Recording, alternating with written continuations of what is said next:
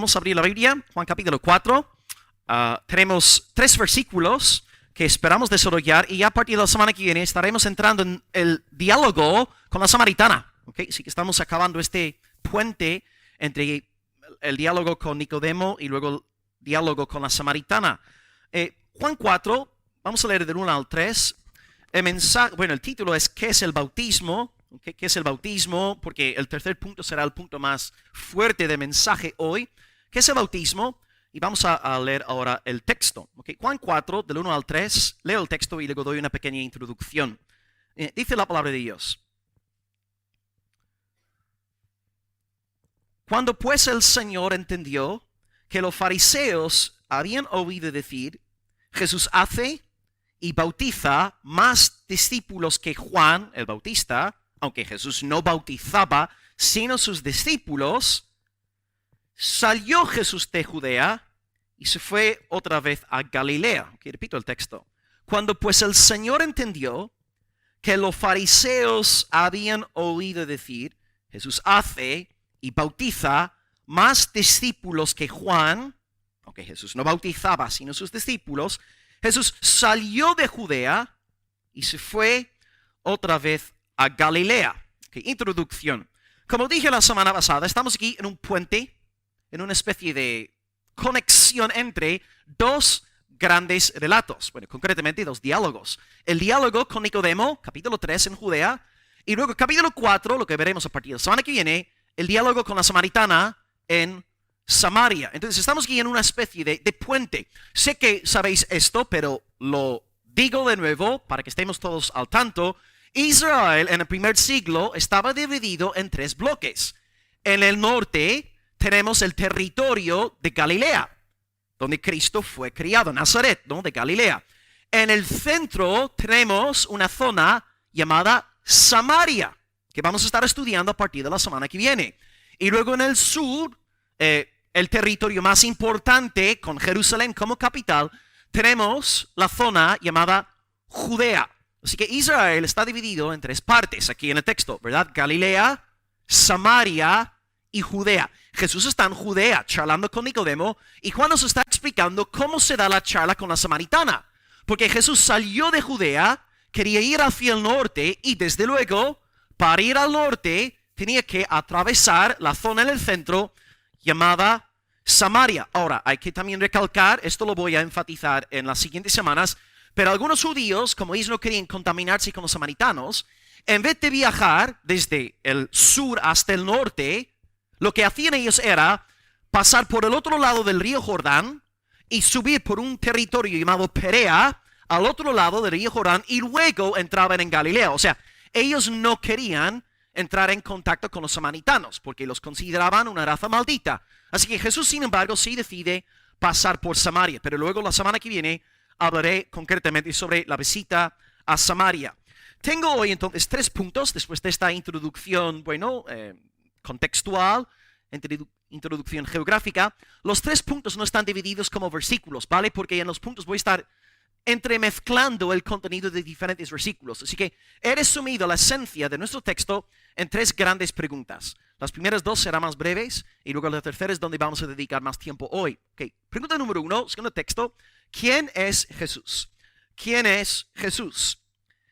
Pregunta número 2 hoy. ¿Por qué se fue de Judea? Voy a daros una razón principal y luego daré un par de razones menores que también podrían tener algo que ver con esta salida del sur. Y número 3, ¿qué es el bautismo? ¿Okay? ¿Quién es Jesús? ¿Por qué Jesús se fue de Judea, donde estaba con Nicodemo? Y luego número 3, ¿qué es el bautismo? Ahí tenemos pues el bosquejo en el día de hoy. Número 1, ¿quién es Jesús? Voy a leer unas palabras del primer versículo. Juan 4:1 dice, cuando pues el Señor, palabra clave, entendió que los fariseos habían oído decir bla, bla, bla. Hasta ahí. En nuestro primer mensaje sobre el Evangelio de Juan, yo os dije que Juan comparte 3 pilares teológicos en el libro. Hay 3 temas que repite una y otra vez. Tema número 1, la identidad de Jesús, que vamos a estar ahora resaltando. Tema número 2, la relación entre fe y señales.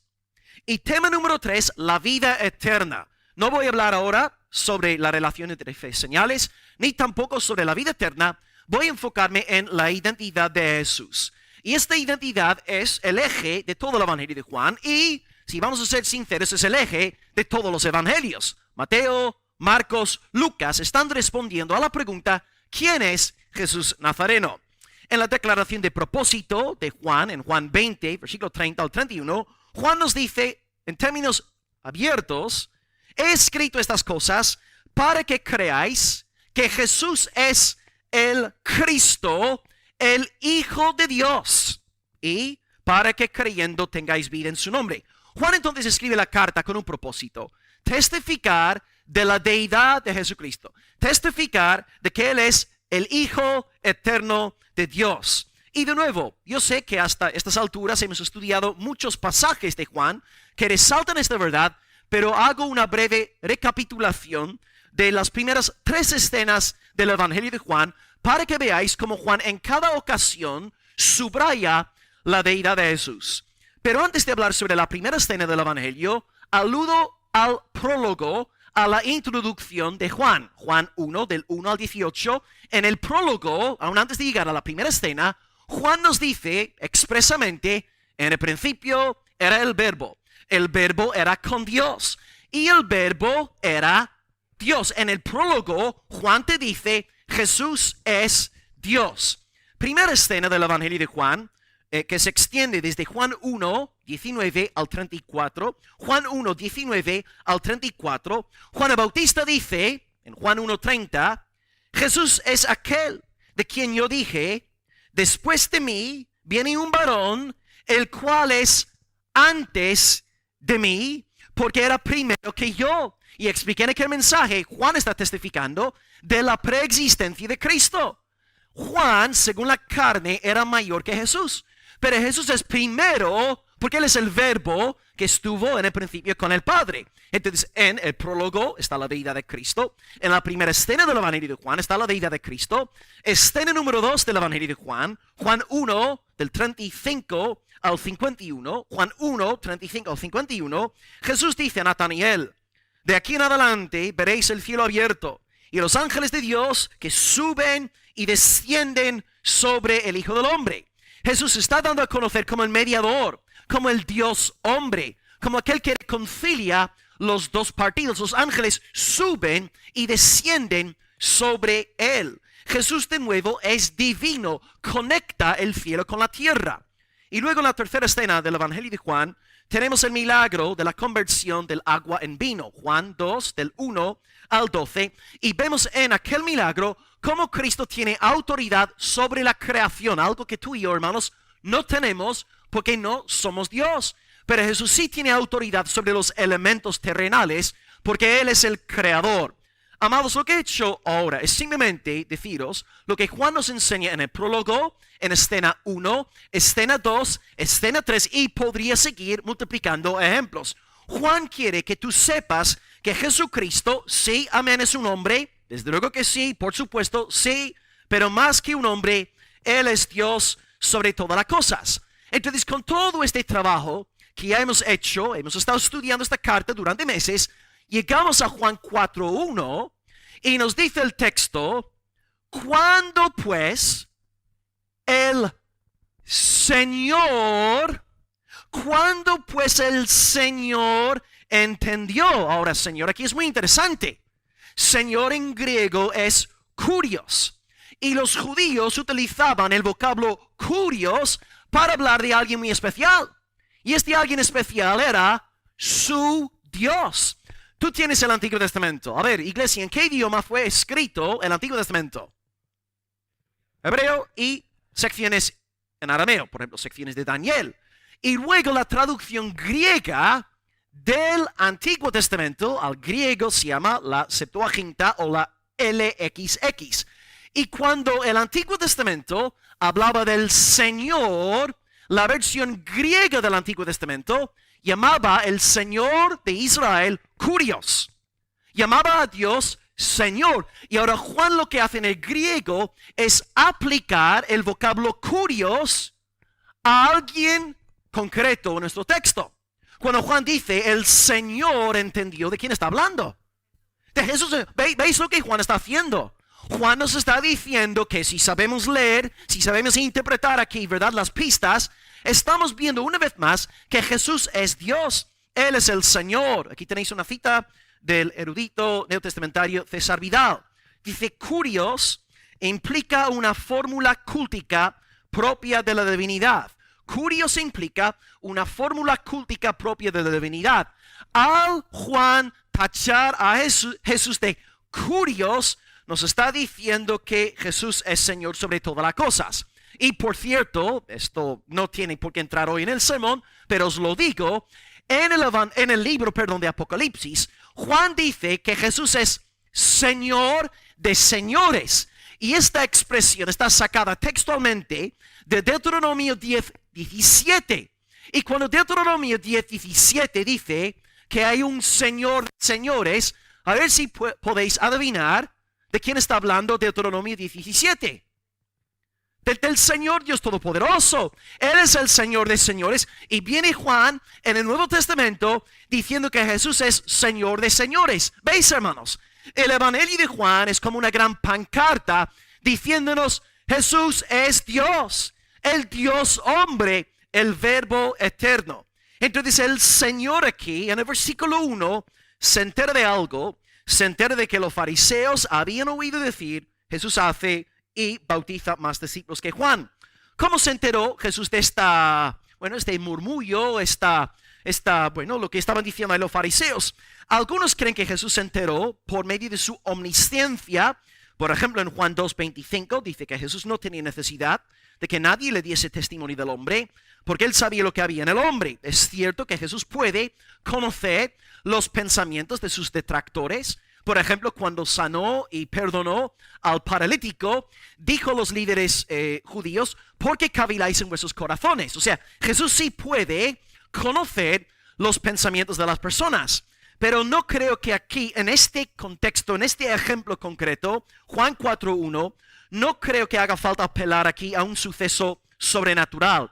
Porque cuando Juan nos habla sobre milagros y obras sobrenaturales de Jesús, él siempre describe el milagro de tal manera que estamos conscientes de que hay un poder sobrenatural. Yo creo que aquí lo que está pasando es que Jesús simplemente habrá recibido algún tipo de informe, alguien le habría dicho que los fariseos están diciendo esto sobre ti. No veo aquí ningún milagro en Juan 4:1. Pero Jesús aquí entonces se entera de que los fariseos están preocupados porque Jesús ahora se está haciendo más popular que Juan el Bautista. Jesús entonces hemos dicho que Él es el Señor. Tú no puedes confesar el señorío de Jesús si no tienes el Espíritu Santo. 1 Corintios 12, versículo 3. Nadie puede llamar a Jesús Señor si no es por el Espíritu Santo. ¿Creéis que Jesús es el Señor? Aleluya, el Espíritu Santo está aquí. El Espíritu Santo está entre nosotros y el Señor se entera de una murmuración. Así que esto es lo que estamos viendo y recalco que no creo que se trate aquí de ningún milagro. Entonces, amados, para acabar el primer punto, como iglesia tenemos que tener bien clara la doctrina de la plena deidad de Jesús. Y os dejo con esta cita. Juan 8:24. Jesús se dirige a los judíos diciendo, si no creéis que yo soy, moriréis en vuestros pecados. Si no creéis que yo soy, moriréis en vuestros pecados. Cuando Jesús dice yo soy, ¿qué está diciendo?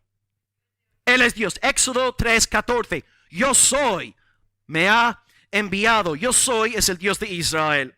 Así que todos aquí en esta mañana tenemos que creer en la humanidad de Jesús, pero simultáneamente en la plena deidad de Cristo. Porque si Cristo no fuera Dios, no podría ser Salvador. Porque ¿quién puede salvar sino Dios?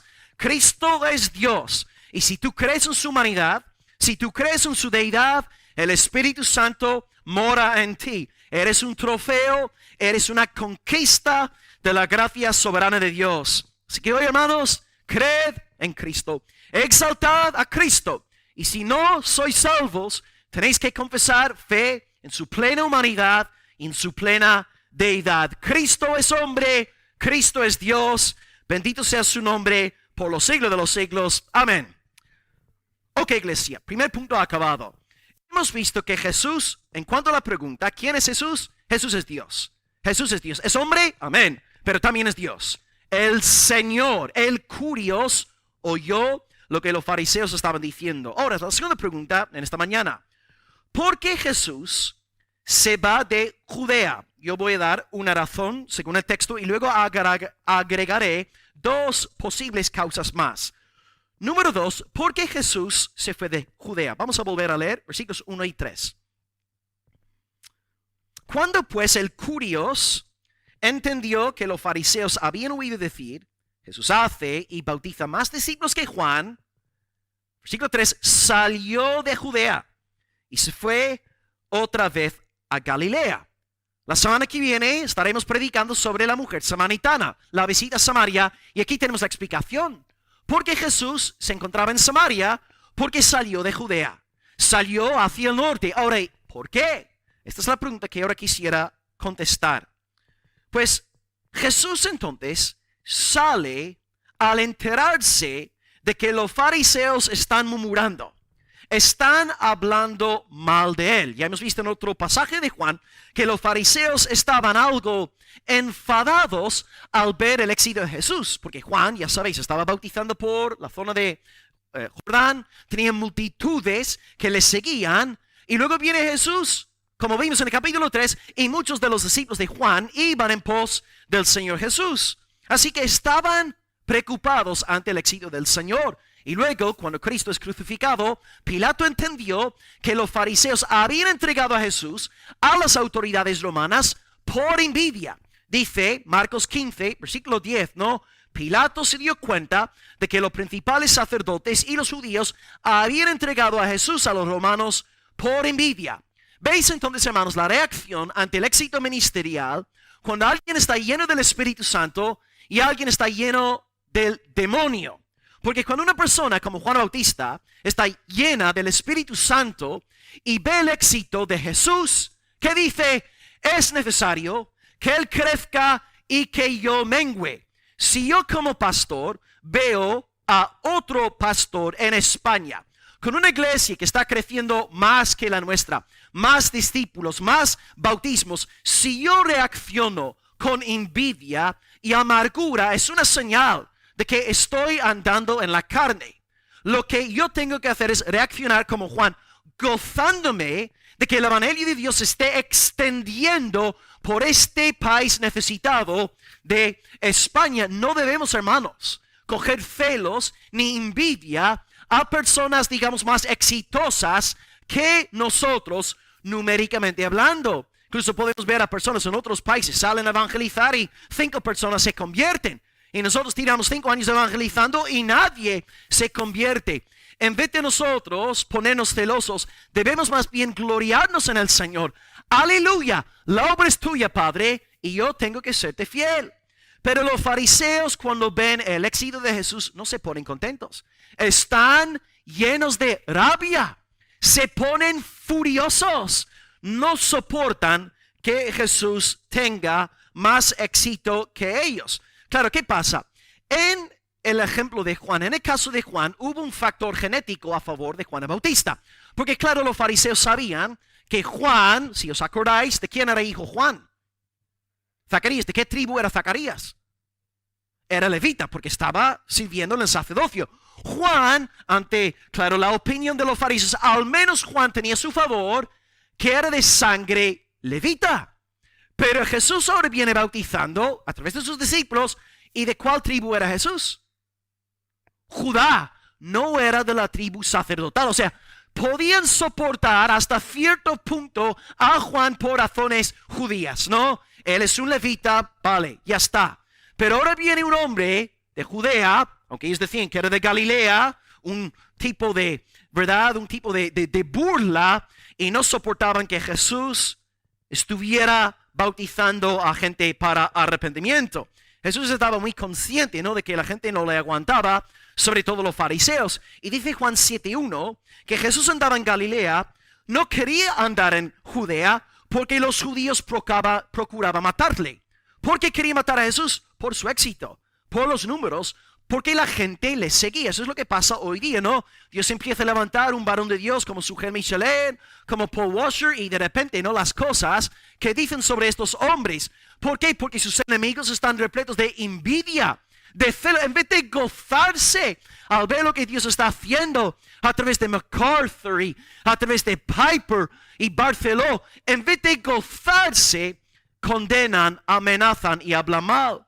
Pero Jesús entonces, al enterarse de la envidia, de la murmuración, decide apartarse. Se va del sur. Jesús no entra en el sur porque procuraba matarle. Y esto nos enseña que Jesús no tenía el síndrome de mártir. Jesús no tenía el síndrome de mártir que caracteriza a algunos creyentes inmaduros. Yo pongo una ilustración de mi propia vida. Recién convertido, con mis 17 años, surgió a partir de la iglesia metodista al lado de mi casa la posibilidad de ir a Laos, un país comunista, budista, ¿verdad? Una oportunidad para ir a Laos con el fin de llevar Biblias de manera ilegal, ¿no? A las personas de aquel país. Y yo, con este síndrome de mártir, yo quería ir a Laos. No es que estuviera buscando la voluntad, clamando a Dios. Yo quería ir a Laos, quería que me metiesen en la cárcel, quería ser yo martirizado para que la gente dijese que yo era un gran hombre de Dios, un joven conforme al propósito del Señor. Estaba leyendo en la preparación para este mensaje que Laos sigue siendo un país bastante peligroso. Está en la lista de Puertas Abiertas número 22, y aquí tenéis una cita que he sacado del informe más reciente de Puertas Abiertas. Dice que en Laos, que está cerca de la China, las actividades cristianas están fuertemente vigiladas por las autoridades comunistas, incluyendo las de las iglesias registradas. Especialmente en las zonas rurales, las iglesias en las casas se ven obligadas a reunirse en la clandestinidad, ya que son consideradas como reuniones ilegales.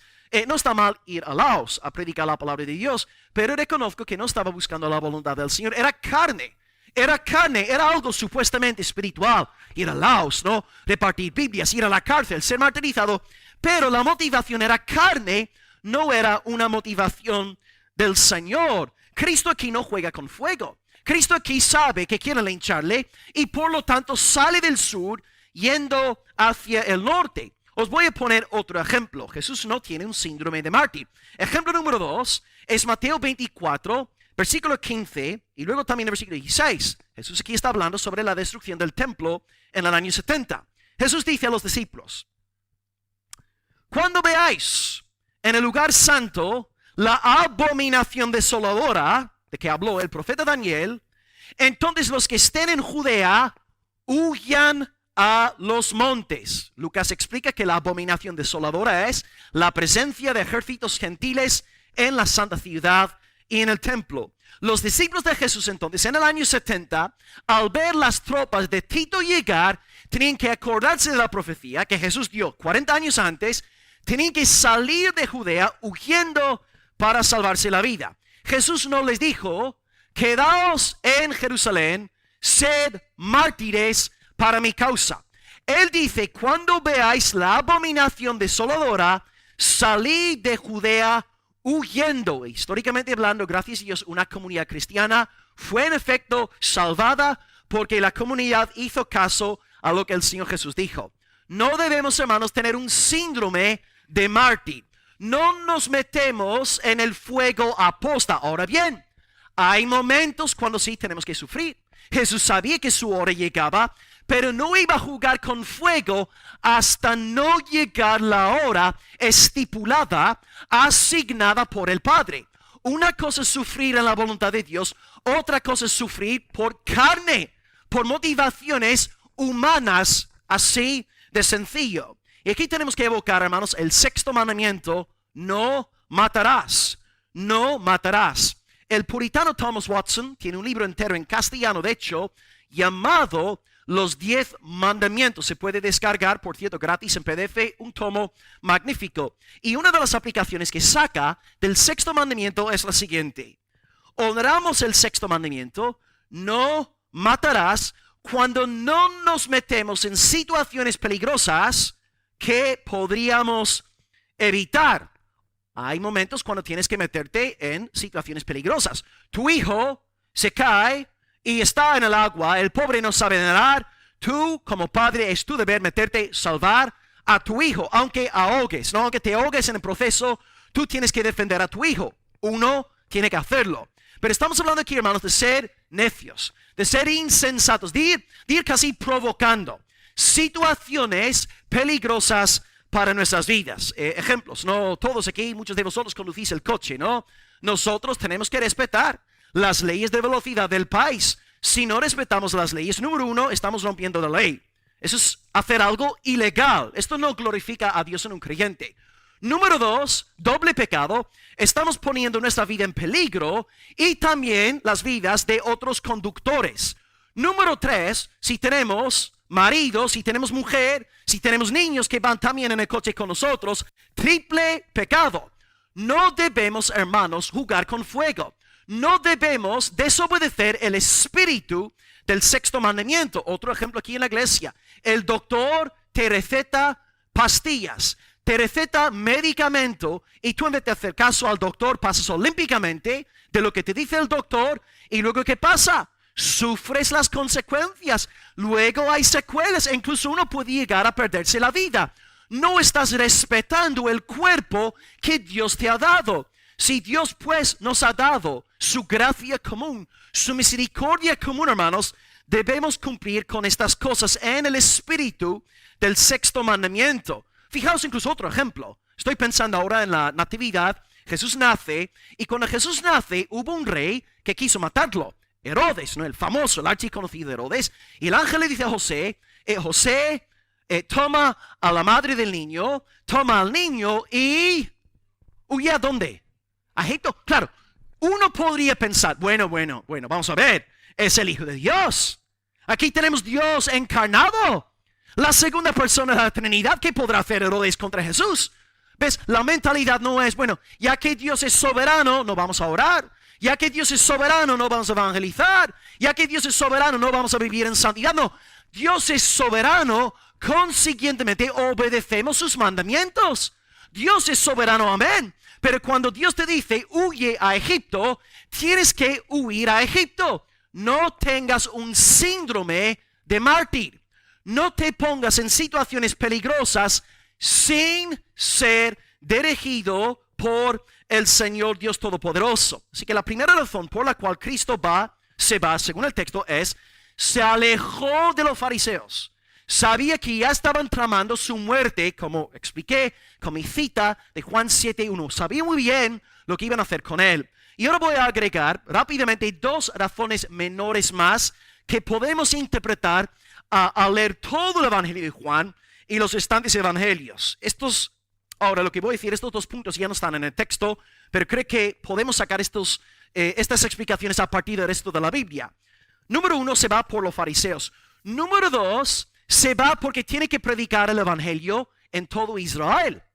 Jesús dice dos veces en Mateo, yo he sido enviado a las ovejas perdidas de la casa de Israel. Está en Judea. Está predicándole a Nicodemo, a los que están en la fiesta. Pero Jesús no dice, fui enviado a las ovejas perdidas de la casa de Judá.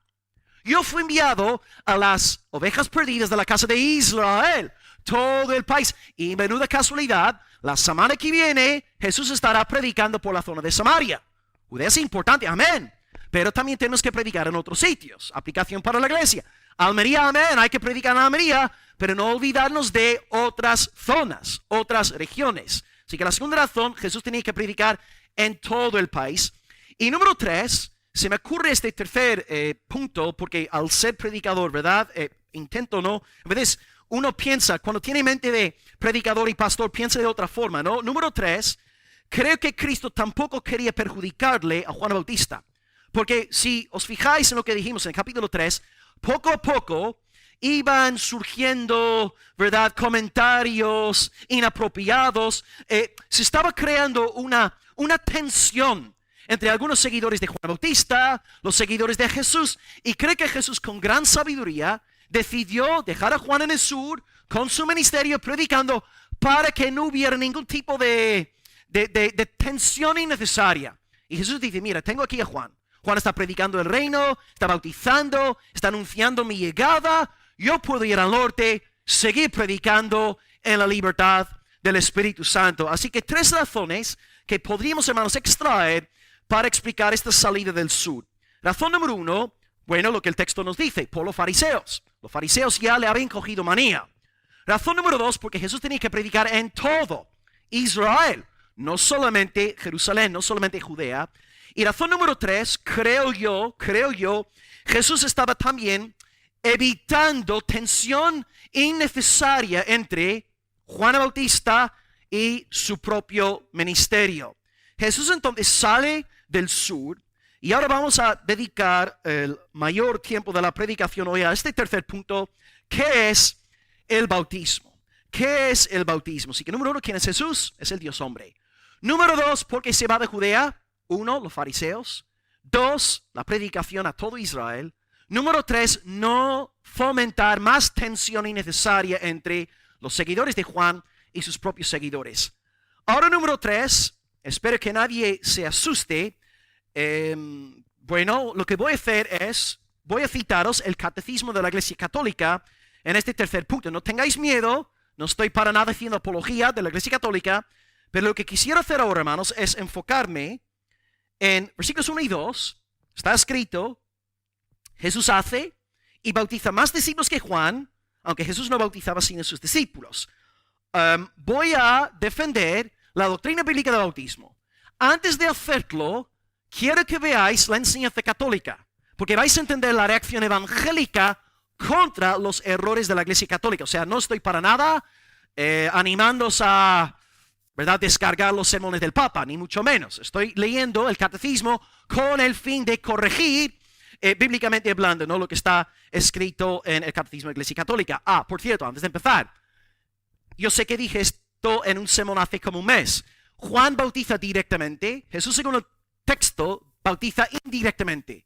Jesús bautiza a 3 de sus seguidores. Esto significa que Jesús es mayor que Juan. Así que podéis ahí apuntar de nuevo. En Éfeso algunos pensaban que Juan el Bautista era el Mesías. Entonces Juan está revelando que Jesús es mayor que Juan. ¿Okay? Juan bautiza directamente, Jesús indirectamente, Él es superior.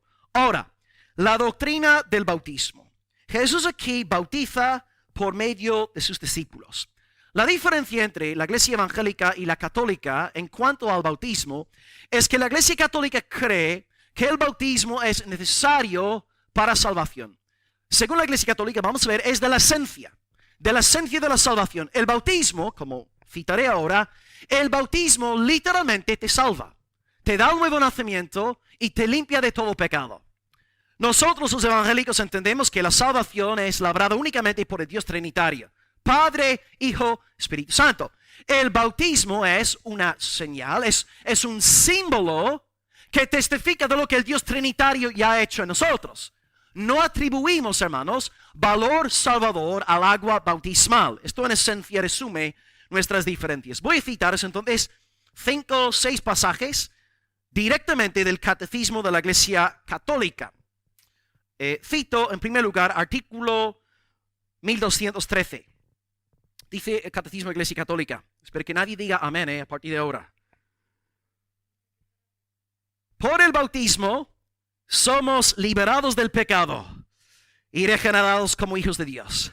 Si eres evangélico y acabas de leer esta frase, es que tienes escalofríos en el cuerpo. Es que esto te parece, ¿verdad?, blasfemia, ¿no? Lo leo de nuevo.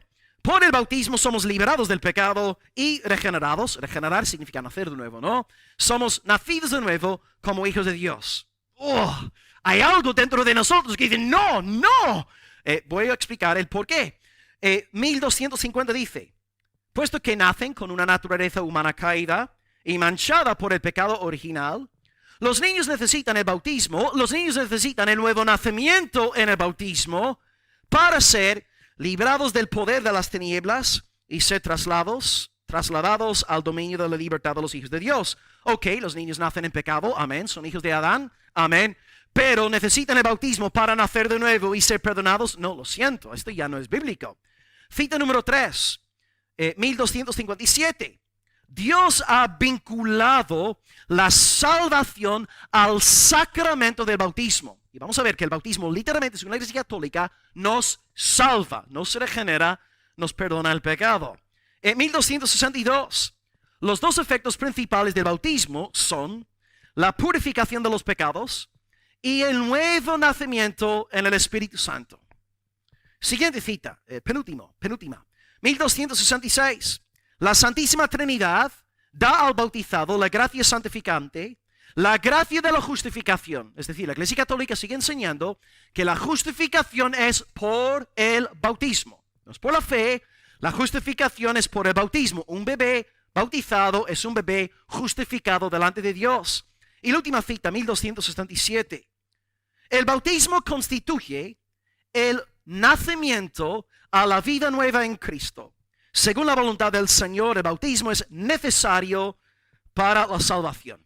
Tenemos aquí, hermanos, como evangélicos, protestantes, 4 gordos problemas con lo que la Iglesia Católica enseña hasta el día de hoy. 4 problemas. Problema número 1, la relación bautismo y perdón. Número 2, la relación bautismo-regeneración. Número 3, la relación bautismo-justificación. Y número 4, la relación bautismo-salvación. Okay, 4 problemas que espero ahora solucionar, resolver rápidamente. 1, bautismo y perdón. 2, bautismo y regeneración.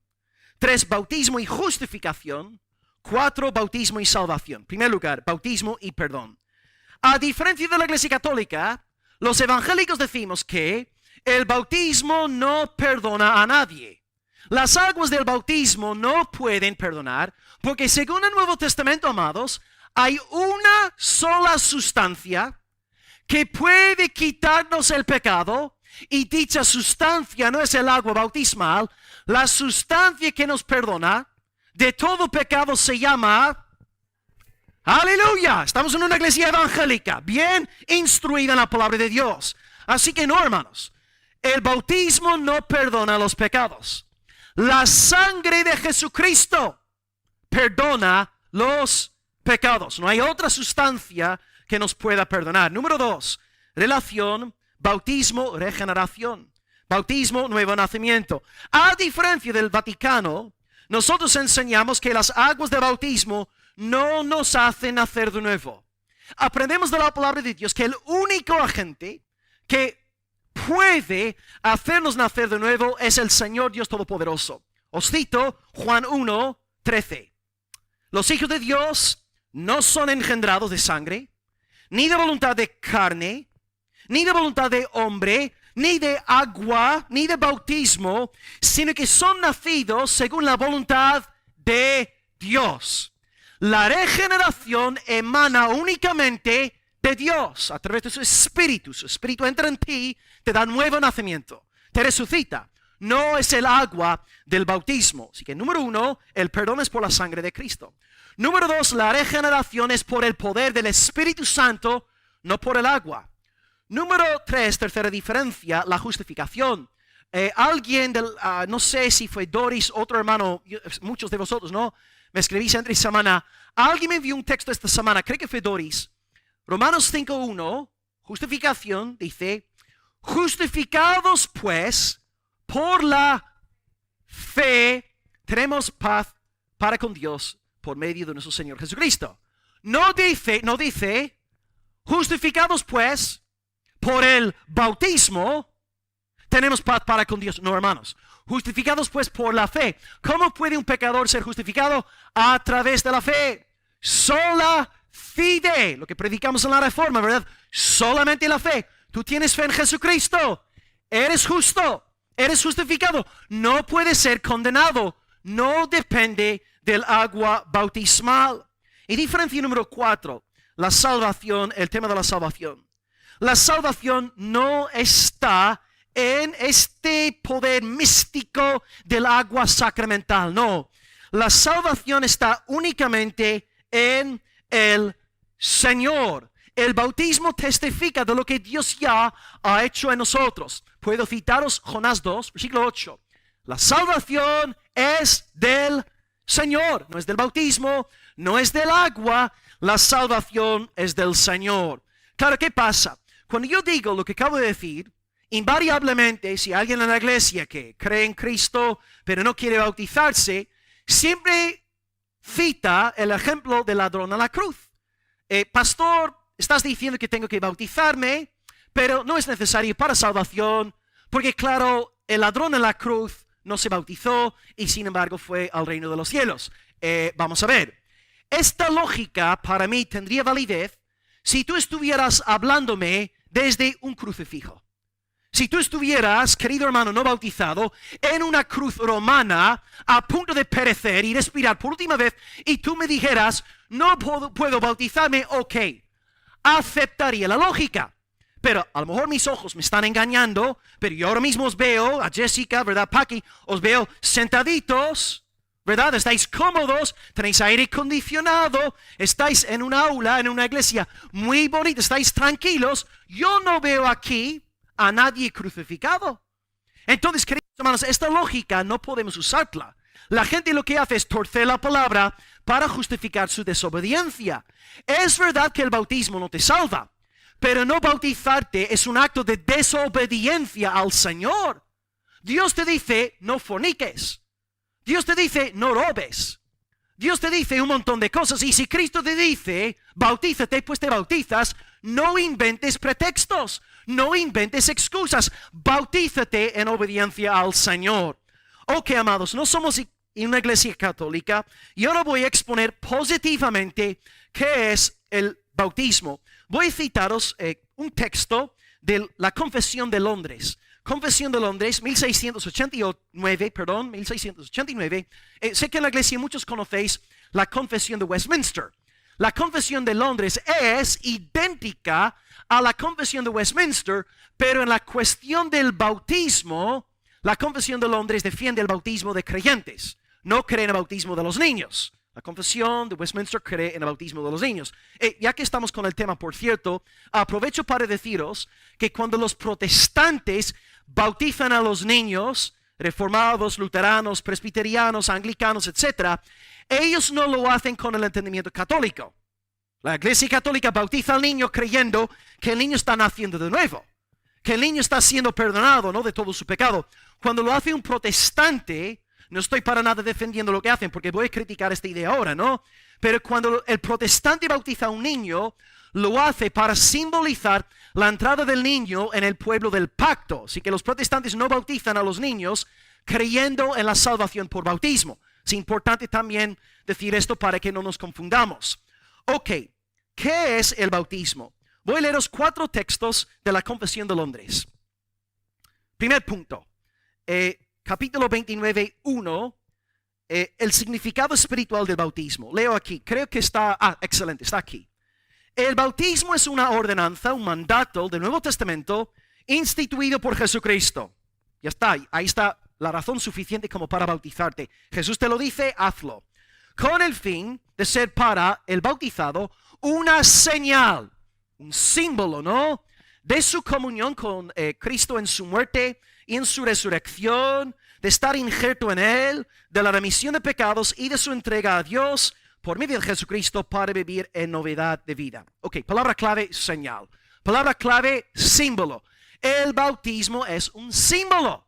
El bautismo no efectúa la salvación. Es como el ejemplo que he puesto en varias ocasiones, mi anillo de boda. Mi anillo de boda está aquí en mi dedo, pero si yo perdiera este anillo de boda, ¿estaría sin esposa? No, pues mi matrimonio no depende de un anillo.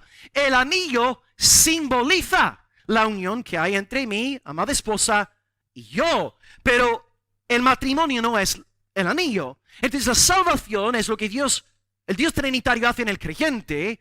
Y el bautismo simboliza, el bautismo no es la salvación, simboliza el pacto que hay entre Dios y el creyente. Así que en primer lugar, ¿qué enseñamos los evangélicos? 1, el bautismo es un símbolo. El bautismo es una señal. No efectúa salvación, simboliza la misma. Número 2, aquí voy a entrar en problemas en cuanto este vídeo esté subido a YouTube. El sujeto apropiado para el bautismo. Leo el 29.2 y ahora por esta razón creo en la Confesión de Londres y no en la Confesión de Westminster. El sujeto apropiado para bautismo dice: los que realmente profesan arrepentimiento para con Dios y fe en nuestro Señor Jesucristo y obediencia a Él son los únicos sujetos adecuados de esta ordenanza. ¿Habéis entendido lo que está diciendo? Está negando el pai de bautismo. Está diciendo que la confesión de Westminster está equivocada. No debemos bautizar a los párvulos, a los bebés, a los niños. Debemos bautizar a creyentes. Y ahora, hermanos, os hago regresar a nuestro texto. Juan 4:1 dice, Jesús hace y bautiza más discípulos. No dice Jesús hace y bautiza más niños, más bebés. Jesús hace discípulos y los bautiza. Jesús entonces, según el texto, bautiza a ¿quiénes? A los discípulos. Y hermanos, voy a citaros sobre la gran comisión. Sé que me estoy metiendo en problemas. Mateo 28:19, Jesús dice, id, haced discípulos a todas las naciones, bautizándolos. ¿Quiénes son los discípulos? ¿Veis, hermanos? Y haciendo discípulos, bautizándolos en el nombre del Padre, del Hijo y del Espíritu Santo. No dice bautizándolos y a sus párvulos, bautizando a los creyentes. Por esta razón defendemos el credo bautismo. El bautismo es para creyentes, para personas que saben lo que están haciendo, gente arrepentida, gente con fe en el Señor Jesucristo. Pero lo que muchas veces dicen es que no, hay que entender que en el Nuevo Testamento el bautismo es idéntico a la circuncisión del Antiguo Pacto. Y claro, los niños del Antiguo Pacto, ya que tuvieron que ser circuncidados, pues nosotros tenemos que también bautizar a nuestros bebés. Pero hay varios errores en esta manera de pensar. En primer lugar, al decir que la circuncisión es idéntica al bautismo, problema número uno es que, según el Antiguo Testamento, ¿quiénes fueron circuncidados? No es una pregunta étnica, una pregunta sexual. ¿Y las niñas qué? ¿Las niñas fueron circuncidadas? No. Pero las iglesias protestantes que bautizan a los bebés, bautizan a los varoncitos, y también si Chloe y Grace fueron miembros de su iglesia, estarían las dos por debajo de las aguas. Entonces vamos a ver, si la circuncisión es idéntica al bautismo, ¿por qué bautizan a niñas? Si en el Antiguo Testamento no circuncidaban a las niñas. Problema número 2 con esta forma de razonar. El propio Antiguo Testamento nos dice que el nuevo pacto no es idéntico al antiguo. Jeremías 31 dice, a partir del 31 en adelante hasta 34, que Dios, ya que su pueblo había violado el antiguo pacto, Dios iba a hacer un nuevo pacto. Y en este nuevo pacto todos me conocerán. En el Antiguo Testamento muchas personas fueron circuncidadas que no conocieron al Señor. Pero en el nuevo pacto, en la sangre de Cristo, todos los miembros de Cristo tienen conocimiento de Dios. Todos conocemos al Señor. Todos me conocerán. Pero no fue así en el Antiguo Testamento. Como cité en el culto de oración el jueves, no todo Israel es Israel. Muchos de los israelitas, según la carne, eran unos apóstatas, réprobos, hijos del diablo. Pero en el nuevo pacto, todo el pueblo de Cristo conoce al Señor. Los dos pactos no son idénticos. Tercer problema con esta forma de razonar. El nuevo pacto es espiritual, no nacional. Ahora lanzo la pregunta étnica. ¿A quién iba dirigido el antiguo pacto? A los judíos, a la nación de Israel. Dios se llama Abraham, Isaac, Jacob. Pero en el nuevo pacto entran los gentiles. Gloria a Dios. Por medio de fe en Cristo, los gentiles nos convertimos en hijos e hijas de Abraham. Entonces, tercer problema con esta lógica es que el nuevo pacto es espiritual, no étnico, no nacional.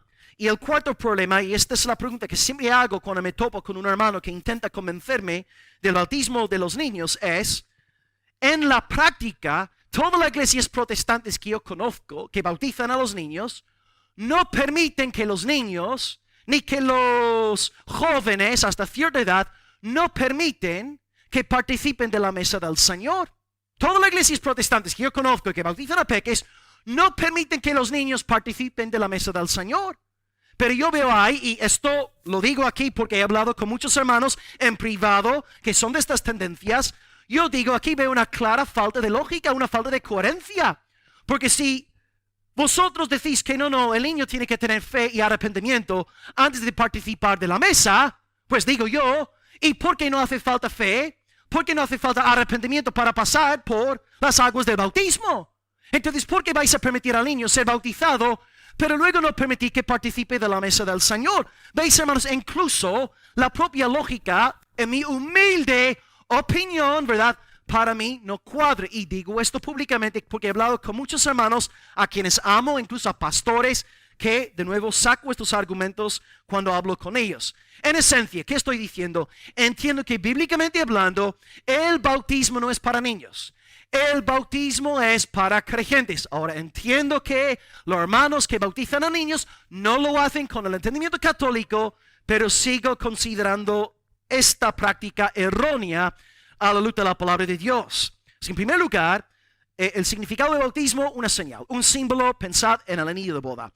Número 2, ¿quiénes son los sujetos apropiados para bautismo? Personas con... no quiero poner una edad concreta, pero personas que saben lo que están haciendo. Personas arrepentidas, personas con fe, personas que están conscientes. Número 3, penúltimo subpunto. Oh no. ¿Cuál es el nombre en el cual hemos de ser bautizados? Madre mía, más problemas. Os hago saber, amados hermanos de Almería, está entre nosotros una iglesia unicitaria, recién abierta, no me acuerdo exactamente el nombre de la calle, ya están pescando, ¿verdad? De la iglesia de Antonio González, de la iglesia de David Rodríguez, han ido pescando, no sé si se atreverán a intentar no comeros a vosotros el coco. Es la iglesia pentecostal unicitaria y ellos son solo Jesús. Y una de las doctrinas fundamentales de lo solo Jesús, más allá de que tienes que hablar en lenguas para ser salvado, ellos dicen que el bautismo es solamente válido si tú has sido bautizado en el nombre de Jesús. Si tú fuiste, amada Carolina, bautizada en el nombre del Padre, del Hijo, del Espíritu Santo, tu bautismo es inválido.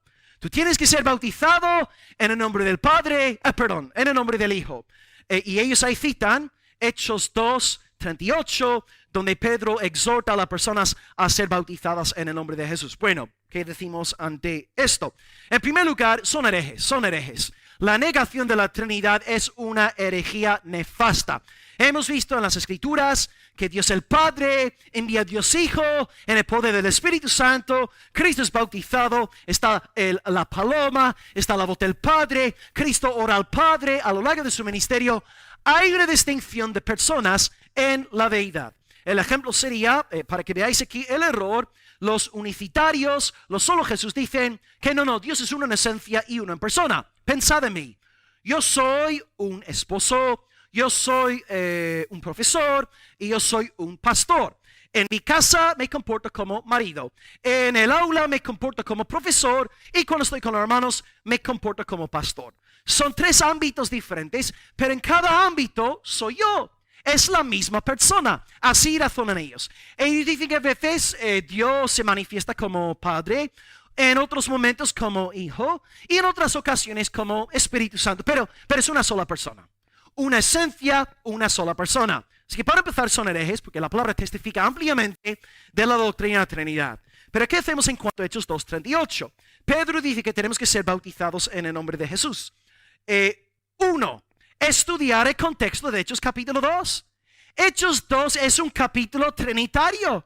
Todo el capítulo de Hechos 2, de hecho, todo el libro de Hechos y todo el libro de Lucas, pensando en lo que nos predicó Nico el otro día, ¿no? Hechos y Lucas, todos los 2 tomos de Lucas son trinitarios. Dios el Padre enviando el Espíritu para concebir al santo ser en el vientre de la Virgen. Lucas es un autor trinitario.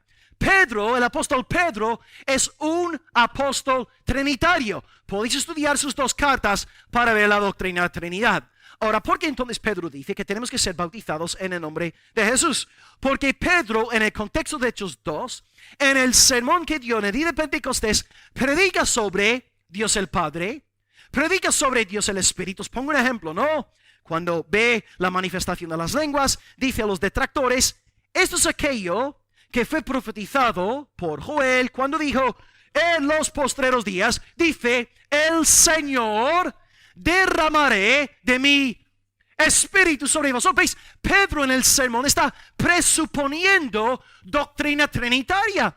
El Padre ha enviado al Espíritu, y si seguís luego leyendo, dice que este Padre, según las promesas del antiguo pacto, ha levantado al Hijo de la muerte, como escrito está, no dejarás mi alma en el Seol, ni permitirás que tu santo vea corrupción. Hermanos, el sermón es un sermón trinitario. Pedro presupone Dios el Padre, Dios el Hijo y Dios el Espíritu Santo. Por eso no hace falta que diga en Hechos 2:38, sed bautizados en el nombre del Padre, del Hijo, del Espíritu, porque todo el contexto es netamente trinitario.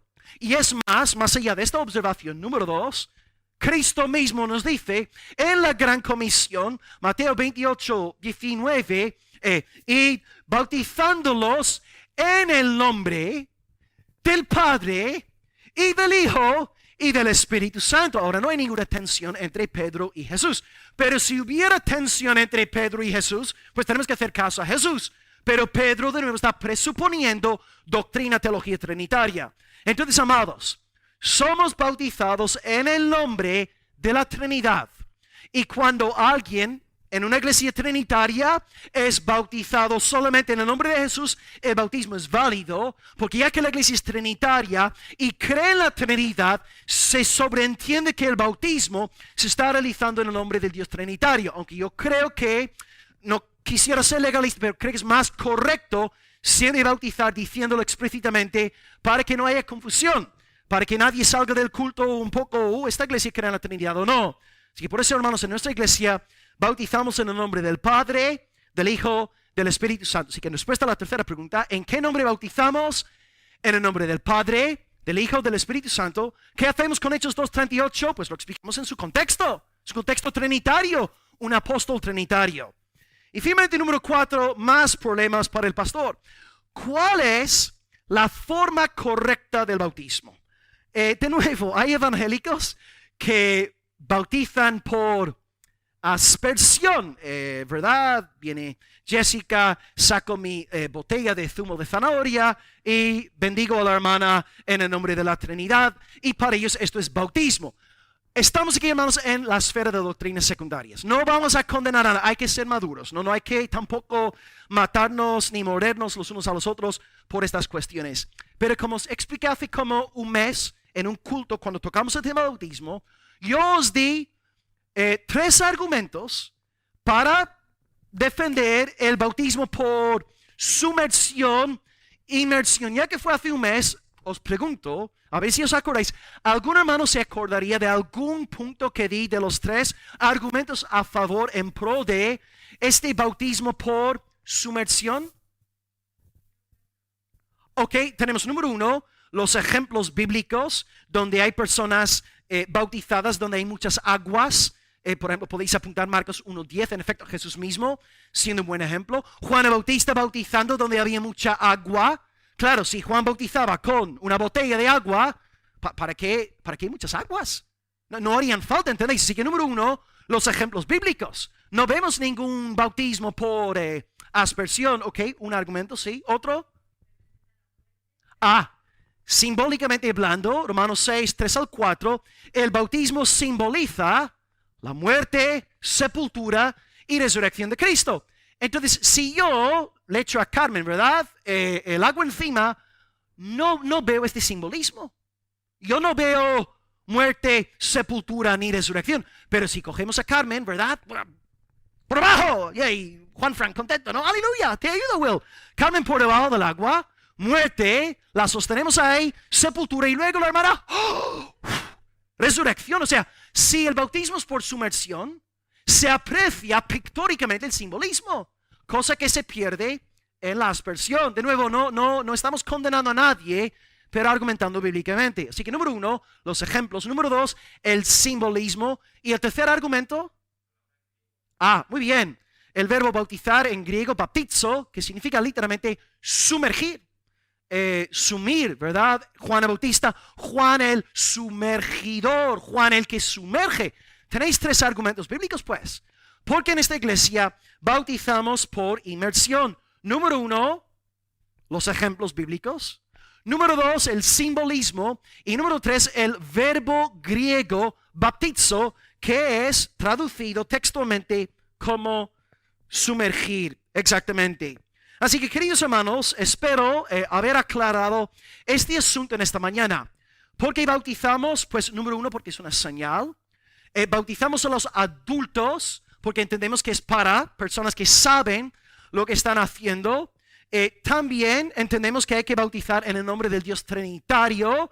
Aunque un bautismo en el nombre de Dios el Hijo en una iglesia trinitaria sería un bautismo válido, correcto. Y número 4, hemos dicho que bautizamos por sumersión, no por aspersión, por las razones nombradas. Los ejemplos bíblicos, el griego y también el simbolismo, muerte, sepultura y resurrección. Así que, amados, después de todo lo que hemos estudiado en esta mañana, podemos ahora acabar este puente entre Nicodemo y la mujer samaritana. Como vamos a estar bastantes semanas con la samaritana, os animaría a estar leyendo en casa a lo largo de los próximos domingos este capítulo en casa y luego entre semana, por favor, como hacéis conmigo, si tenéis dudas, cosas que a lo mejor os gustaría que yo aclarara en las predicaciones sobre la samaritana, si tenéis dudas, sería bueno que me hagáis llegar estas dudas antes de que suba al púlpito en los próximos domingos, ¿no? Porque a lo mejor hay cosas en el texto que no he visto, que a lo mejor estáis viendo y tenéis dudas y puedo ayudaros en este sentido según la ayuda del Señor. Pero vamos a acabar antes de llegar a la conclusión diciéndoos una vez más, el bautismo entonces es para el pueblo de Dios y si vosotros estáis aquí en esta mañana y si no habéis sido bautizados, os recuerdo que estáis en rebeldía, estáis en desobediencia, tenéis el corazón endurecido y mucho cuidado con posponer tu desobediencia a Dios. Porque cuando empiezas a poner excusas y pretextos para no obedecer al Señor, la próxima vez se te hará más fácil deshacerte del mandamiento del Señor. Mucho cuidado con esto.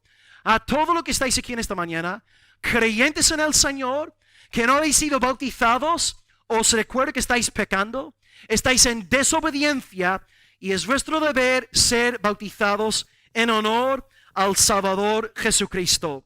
Seamos pues bautizados. Y vosotros pues si estáis aquí en esta mañana y no sois salvos, clamad a Cristo, confiad en su sangre, Él perdona nuestro pecado y después de ser salvado por Él, es vuestro deber pasar por las aguas del bautismo. Amén. Amén. Ok, hermanos, concluimos el sermón y luego oramos al Señor. Y esta semana no vamos a subir la predicación a las redes sociales. Sí, pobre pastor, no, madre mía. Ok, repito lo que hemos estudiado hoy. Número 1, ¿quién es Jesús? Jesús es el Señor. Jesús es el Curios. Jesús es Dios. Lo he dicho 100,000 veces. Así de sencillo, el Dios hombre. Amén. Número 2, ¿por qué Jesús se fue de Judea? Nombré 3 razones. Una razón sacada del texto y luego 2 razonamientos míos que entiendo que son también bíblicos. Razón número 1, hermanos, ¿por qué se fue? Por los fariseos no tenía síndrome de mártir, no quería meterse en el fuego si no fuera la voluntad del Padre. Ok, ¿y las otras 2 posibles razones? Muy bien, tenía que predicar en toda la nación y exactamente, no provocar tensión ministerial entre Juan y su propio ministerio. Y número 3, hemos acabado hablando sobre bautismo. Empecé leyendo varios textos del Catecismo de la Iglesia Católica diciendo que el bautismo no equivale a perdón, no equivale a regeneración, no equivale a justificación, no equivale a salvación. Las aguas de bautismo no son mágicas. Y luego lo que hice fue citar la Confesión de Londres, donde vimos que el bautismo es una señal, un símbolo. Pensad en el anillo de boda. Número 2, vimos que el bautismo es administrado a los adultos, a los que saben lo que están haciendo, no a los peques. Número 3, vimos que el bautismo se celebra en el nombre del Padre, del Hijo y del Espíritu Santo. Cuidado pues con las iglesias unicitarias que son sinagogas de Satanás, no son iglesias. Y número 4, el modo correcto del bautismo es por inmersión, sumersión, no por aspersión. Pero entendemos que es una doctrina secundaria. Así que, iglesia, ¿todo ha quedado claro? Sí, ¿habéis entendido la enseñanza? Pues gloria al Señor. Así que a partir de esta semana estaremos con la Samaritana. De nuevo estar en casa leyéndolo, disfrutando del pasaje y que Dios siga bendiciendo la iglesia a través de la exposición de la verdad de Dios. Amén. Oremos al Señor. Gloria a Dios. Y yo tengo ganas de volver a bautizarme después del culto de hoy. Aleluya. Amén. Gloria a Dios. En agua caliente.